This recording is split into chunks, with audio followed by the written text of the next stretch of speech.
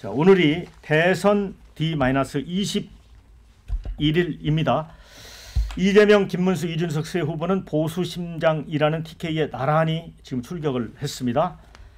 이 후보는 불과 사흘 만에 험지인 영남을 다시 찾았고요. 보수 표심 공략은 물론 국민 통합에 공들이는 모습으로 중도층 호응에 지금 전력을 투구하고 있습니다. 김문수 후보도 부울경 일정을 소화하죠. 선거 초반 보수 결집에 집중하겠다는 뜻으로 보입니다. 이준석 후보도 대구에서 피켓 뉴스에 경북대 식당에서 학생들과 식사할 예정이고요. 초반 선거 구도는 1강 1중 1약 이렇게 분석이 되는데 여러 여론조사에서 크게 앞서는 이재명 후보, 또 역전을 노리는 김문수 후보, 존재감을 키워가고 있는 이준석 후보. 자, 어제 각 당은 슬로건을 담은 홍보물도 공개했습니다. 자, 이재명은 이제부터 진짜 대한민국, 지금은 이재명. 자, 김문수는 새롭게 대한민국, 정정당당 김문수. 이준석은 미래를 여는 선택, 새로운 대통령 이준석입니다.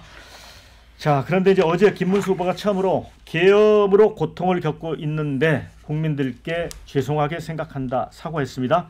민주당은 윤석열식 개사과 아니냐 이렇게 또 비판을 했고요. 한편 이제 김 후보가 북한 상황을 거론하며 가짜 진보를 확 찢어버리고 싶다고 한 발언에 대해서 민주당을 겨냥한 거 아니냐는 논란이 불거지기도 했는데, 자, 후보들의 행보, 현재 구도, 앞으로의 변수 어떻게 보시는지 의견을 좀 듣도록 하겠습니다. 먼저 김경진 의원님. 예. 일단 선거는 이재명 후보가 확 치고 나가는 양상인 것 같고요. 예. 저희 당에서는 일단 당내 결속을 이제 조금씩 다져가고 있는 그런 분위기인 것 같고, 결국은 결속된 당원들의 힘을 가지고 마지막에 대역전을 해야 되는 것이 아니냐, 지금 이제 그런 생각인 것 같고요.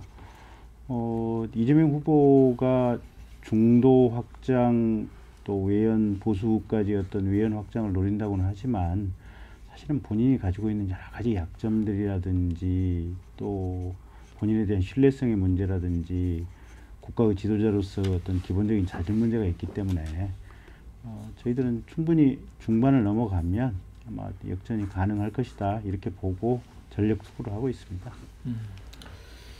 자, 의원님은 어떻게 보고 계세요?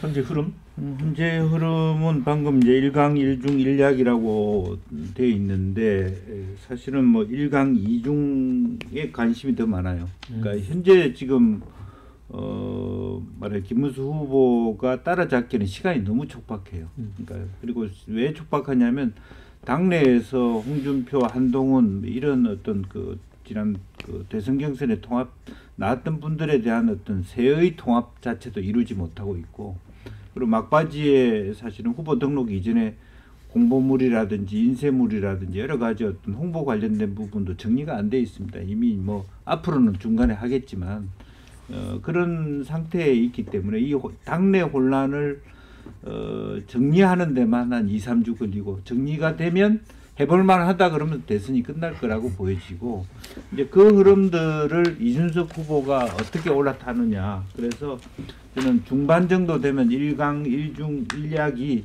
1강 2중 형태로 될 가능성이 있다. 그리고 그 나머지 이준석 후보가 그야말로 1강에게 갭을 얼마나 줄여가느냐. 유권자 입장에서 반 이재명 연대 자체가 한번 그 이준석한테 한번 표를 한번 주면 이게 뒤집어질 수 있느냐를 이 긍정적인 시그널을 보일 수 있는, 그건 유일하게 지지율밖에 없는데, 그러면 지지율 공표가 안 되는 기간 앞까지 그런 역전의 드라마를 쓸 수 있느냐라고 하는 것이 이제 저는 관건입니다. 자, 김주수 원장님. 자, 우리 의원님께서는 이제 1강 2중, 그러니까 이준석이 부상할 거라는데 이제 방점을 찍으셨거든요. 예.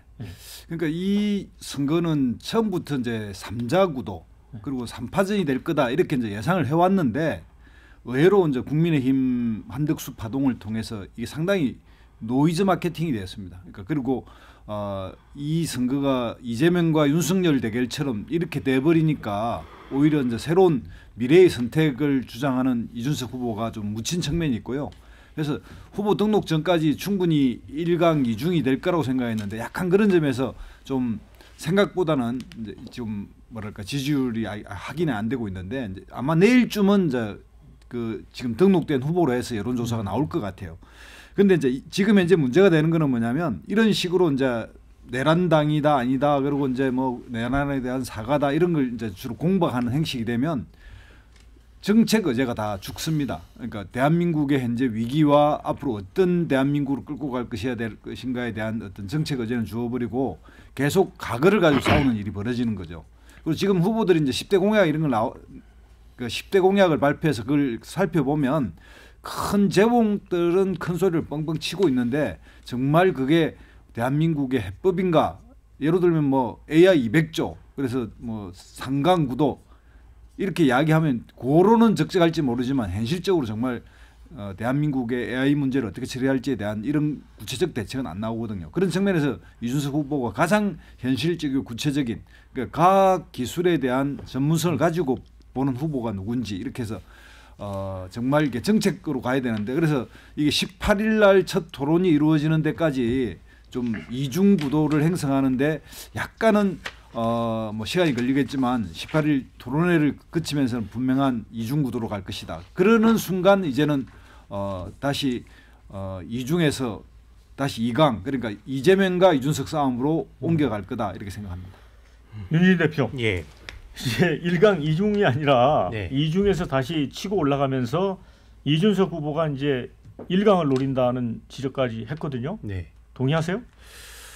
그래도 1강은 여전히 이재명 후보일 것 같고요. 이제 지금 진짜로 이번 대선에서 가장 관건은 이준석 후보가 과연 얼마나 특히 15%라고 하는 그 마지노선을 넘을 수 있느냐에 대해 관심이 많이 모여져 있고 또 뭐 일각에서는 이러다가 뭐 이준석 후보가 2등 하는 거 아니야라는 얘기도 나와요. 재미삼아 나오는 것 같아요. 그 정도 수준은. 근데 이게 국민의힘이 이제 지난 주말 동안 거의 뭐 전쟁 영화 한 편을 찍었잖아요. 근데 그게 뜻하지 않게 컨벤션 효과가 있었어요. 그러니까 뭐냐면은 쫓겨날 뻔한 김문수 후보가 갑자기 불사조처럼 부활해서 나타났잖아요. 그러니까 이게 당원들과 지지층에게 일종의 짜릿함을 준 건 분명히 있어요. 특히 또 이른바 쌍권이라고 하는 지도부에 대해서 불편한 심기를 갖고 있던 그런 당원들에게 신선한 그런 즐거움을 줬는데 그래서 저는 직후에 나온 여론조사에서는 김문수 후보의 상승세는 어느 정도는 예상됐던 바라고 생각을 하고요.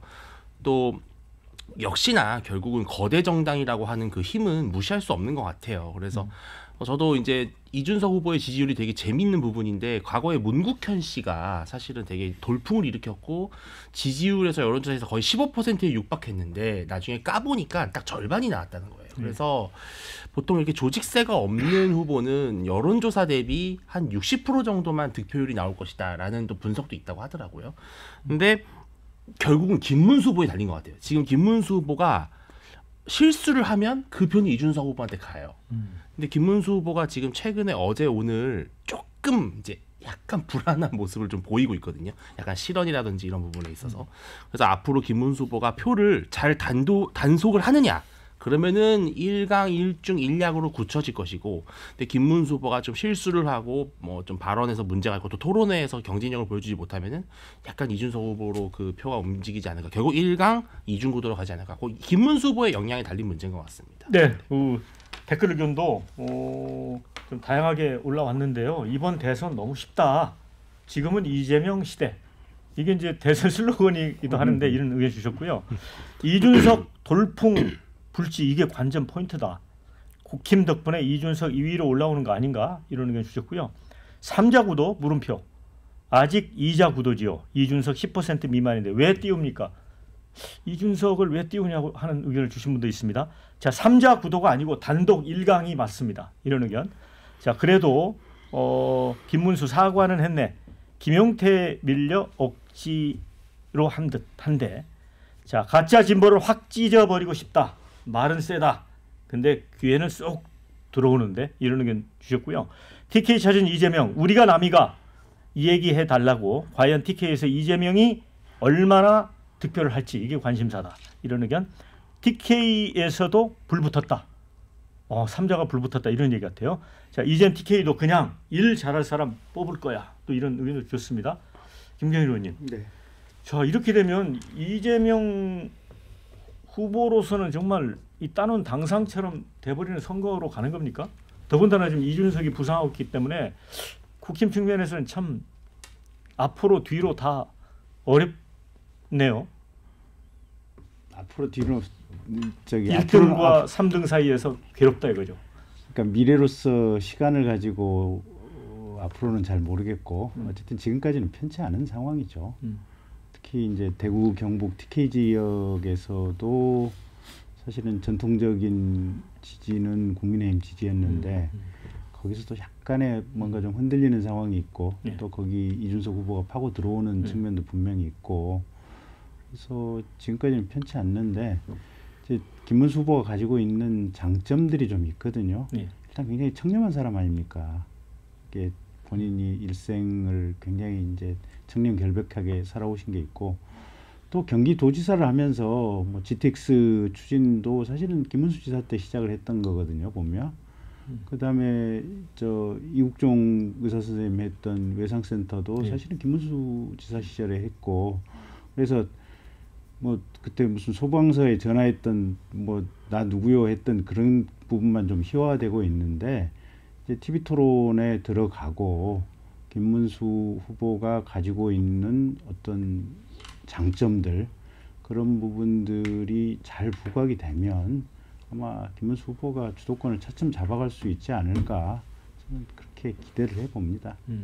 네. 자, 이제 이준석하고 단일화 없이는 이번 대선 힘들다 이런 의견도 올려주셨고요. 나중된 자 먼저 된다. 깨끗 청렴 김문수 의외로 선전할 수도 또 이런 의견도 주셨습니다. 김문수 후보가 가지고 있는 장점 금방 잘 설명하셨는데 정말 뭐 강직하고 올곧고 청렴하고 사실인데 이제 문제는 지금 막 떠오르는 세펠이 아니라 이제 지는 해로 보이지 않습니까? 나이도 제일 많으시고 그리고 이제 그런 측면에서 아마 지금 시대가 막 변하고 대한민국 위기 상황에서 새로운 미래를 개척할 때 이게 적당한지 이런 문제고 마침 오늘이 이제 TK 목장에서의 결투의 한판입니다. 정말 여기서 이제 다 보여줄 건데 문제는 지금 현재 그 민주당 같은 데는 막 상승세기 때문에 조직 동원도 되고 그래서 TK라도 상당한 수가 모일 거라고 봐요. 그리고 어제 이제 서문시장 같은 데서 보여준 김문수 후보의 그냥 행보라는 거는 그냥 정통적인 보수의 행보를 보여줬고요.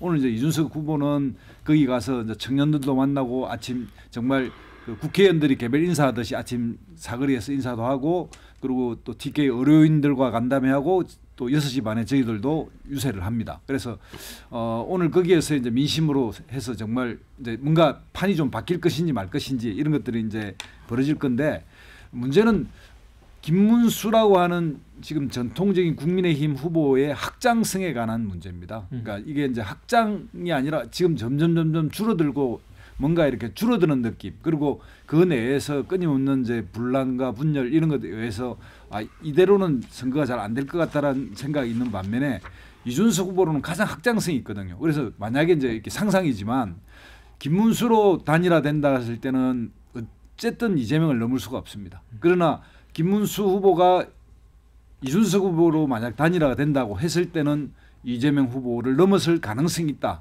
그런 걸로 이제 생각할 때 TK에 계신 분들은 그래도 새로운 떠오른 이준석에 대해서 오늘 아마 주목하게 될 거고 이게 이제 반영될 것이다 이런 생각을 합니다. 네, 우리 김은규 의원님, 네. 김두수 본장님은 이제 그 이준석이 뭐 아예 김문수 후보를 넘어서서 이렇게 해서 그 이준석 중심으로 막판에 단일화가 이루어지면 이재명을 꺾을 수도 있다라는 주장을 하셨거든요. 네. 거기까지 갈 수 있을까요? 그런 얘기라도 해야죠 이준석 후보는. 그렇게까지 얘기 안 하면 누가 아까 우리 윤주진 대표 얘기한 것처럼 사실은 전체적으로 지지하는 것에 대해서 실제 표로 갈 게 60%밖에 안 된다는 것은 아무래도 조직력으로서는 사실 안 되는 거 아닙니까? 뭐 썩어도 준치라고 대구 경북 지역에서의 전체 국회의원들이 다 뭐 포항이나 울산 일부 민주당 빼고는 다 모든 조직들이 다 그래도 TK의 국민의힘이 다 장악하고 있고 지역 언론이 다 그렇게 하는데 오히려 지금 잘 살펴봐야 될 것은 권오월 의원이라든지 네. 또 대구의 시의원 뭐 구현했던 분들 중에 일부 오히려 이재명 후보 쪽으로 턴한 그렇죠. 너무 지금 국민의힘 내부에서 저런 것까지 보여줘야 되냐 실망한 탈당된 상태가 오히려 그걸 생각해 보면 그럼 저기 이재명이 TK 아니야? 이제 지역 민심이 그런 부분까지를 가게 됐다는 것이죠. 뭐 결과적으로는 TK 특징이 뭡니까? 먹어봤다는 거잖아. 먹어본 사람들은 다음으로 또 먹고 싶은 거잖아요. 결국 지금 현재 눈앞에 보이는 것은 이재명이 먹을 수 있으니까 오히려 그게 줄 서는 사람이 있을 수 있죠. 그렇다고 TK 전체가 다 보수가 와야 되고 엎드려졌다라고 말할 수는 없는데 이제 그런 면에서는 조금 그 두 가지 틈새에서 과연 이준석 후보가 얼마나 가져갈 수 있느냐. 그러니까 국민의 힘의 어떤 혼란, 분열, 그 구태 이런 것들에 대한 반사이익을 얼마나 실제적으로 챙길 수 있느냐. 많지 않다고 생각하거든요. 오히려 이제 그런 부분에 대해서 조금 그런 가능성은 열려 있으나 실효성 있게 마지막 표로 정리될 수 있는 데까지는 캡처 마크가 있다 그렇게 봅니다. 예, 국힘은 이준석 말고 황교안과 단일화 하는 거 아닌가? 이제 이런 의견도 주셨어요. 또 그리고 의견 중에 이 김문수 표가 이준석한테 넘어갈 것 같다 이런 의견도 있어요. 그러니까 지금 김문수 후보 입장에서는 정말 윤주인 대표 예. 여러 가지로 진짜 어려운 상황인 것 같아요. 어렵죠. 사실은 정광훈당 프레임도 아마 점점 커질 수밖에 없을 거예요. 과거에 정광훈 목사랑 했던 행보들이나 언행들 이런 것들이 민주당이 참 무서운 집단인 게 그 후보 등록하기 직전 5월 10일까지는 얼마나 김문수 후보를 띄웠는지 모르겠어요. 피해자다. 정당 민주주의를 지켜야 된다. 딱 후보 등록하자마자 바로 망언집 내보내고 예. 영상 돌리고 정말 민주당은 선거를 잘하는 집단인데 근데 예를 들어서 여론조사를 돌렸을 때 이재명 후보가 아주 여유롭게 50% 이상이 나오는 구도로 가면 단일화를 안 할 것 같아요. 그거는 필요가 없는 단일화잖아요, 네. 사실은. 근데 만약에 이재명 후보가 무슨 뭐 막말 논란이 있다든지 뭐 또 과거에 뭐 유시민 씨의 뭐 60대 이상은 뭐 정치화 만든다든지 그런 말들 나오면서 지지율이 40% 후반대로 꺼지고 만약에 김문수 30%에서 40% 초반 그리고 이준석 15% 뭐 왔다 갔다 이렇게 나오면 이제 보수층에서 단일화에 대한 열망이 다시 커질 수밖에 없을 것 같거든요. 네. 그러면은 김문수 후보가 이준석 후보한테 단일화하자고 했을 때 이준석 후보는 뭘 던질까요? 네. 100% 국민 여론조사를 던질 거란 말이에요. 그럼 김문수가 받냐 안 받냐? 근데 우리가 이제 한 번의 사례를 봤었던 학습 효과가 있잖아요. 안 받을 것이다라는 학습 효과가 있지만 단일화에 대해서 안. 근데 그랬을 경우에 그 보수의 막 들끓는 민심 때문에 극적으로 단일화를 한다면 그렇게 단일화를 하면은 김문수 후보가 되든 이준석 후보가 되든 상당히 그건 파괴력은 있는 단일화 후보가 되는 것이죠.